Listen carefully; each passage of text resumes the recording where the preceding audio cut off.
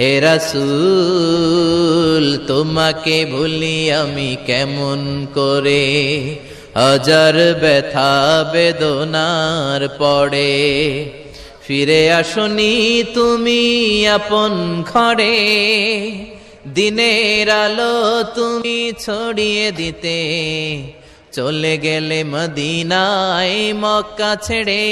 হে রাসূল তোমাকে ভুলি আমি কেমন করে, হে রাসূল তোমাকে ভুলি আমি কেমন করে।